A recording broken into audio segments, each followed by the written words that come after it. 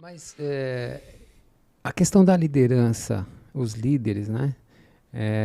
Porque envolve muita vaidade, prepotência, esses sentimentos, né, que as pessoas têm.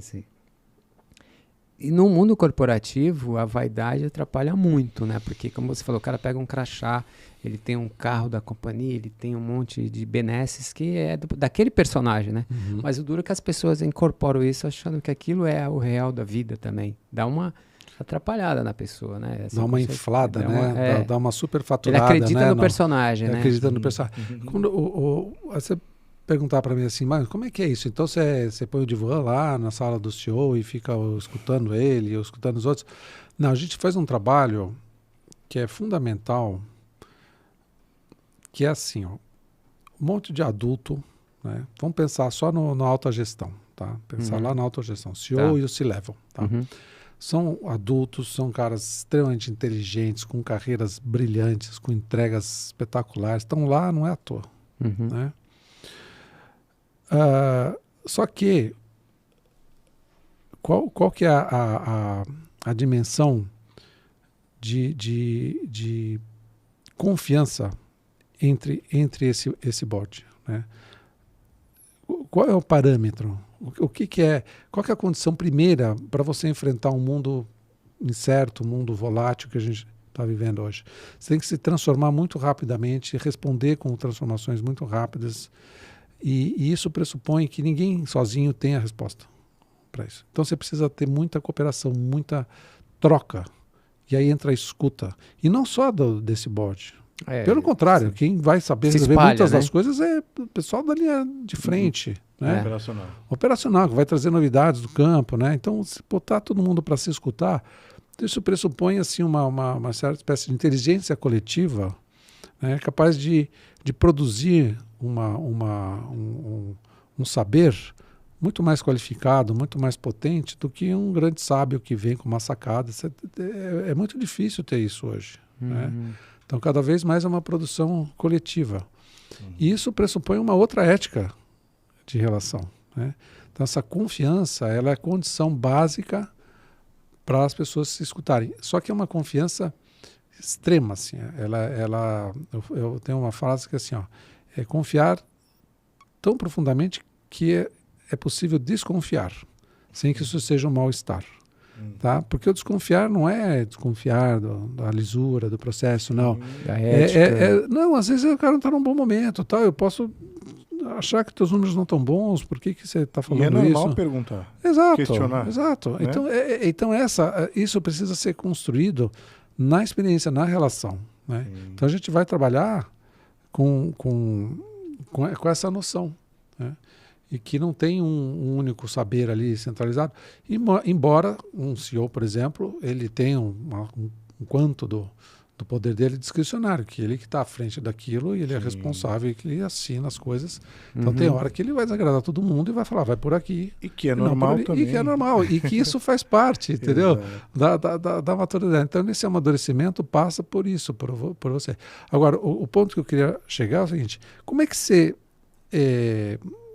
estabiliza, né, um board desse, uma empresa, alta gestão, sendo que cada um que tem ali vem com uma bagagem cultural, vem de outras empresas, vem com a sua história familiar, etnias. seu estilo, outra é mais coercitivo, outra é mais afiliativo, outra é mais democrático, outra é não sei o quê, mais treinador, né?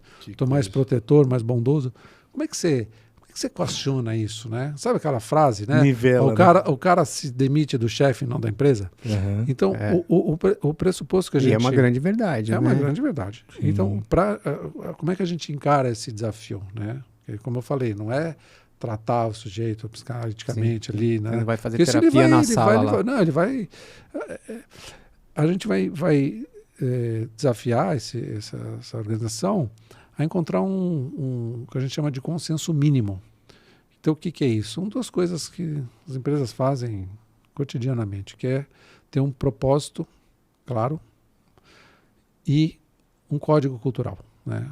Valores culturais bem explicitados, bem montados, para que isso seja uma espécie de constituição que organiza, uma espécie de manifesto de liderança em que todos se comprometem a seguir aqueles valores, caminhar para a realização daquele propósito. Você fala, poxa, mas isso aí é cultura organizacional, isso aí é definição de propósito, tem um monte de empresas que fazem isso, as empresas mesmo fazem sozinhas. A questão não é o texto em si, a questão é como isso é construído, como que as pessoas participam disso, né?